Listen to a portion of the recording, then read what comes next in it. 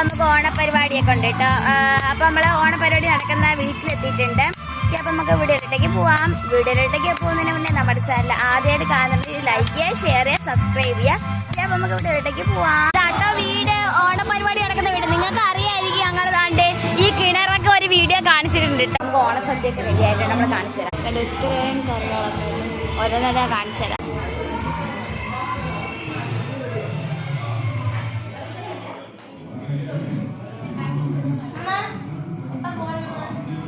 ഈ വീട്ടിന് തൊട്ടപ്പുറത്താട്ടോ പരിപാടി എടുക്കുന്നതുകൊണ്ടാണ് പാട്ടും ബഹളമൊക്കെ.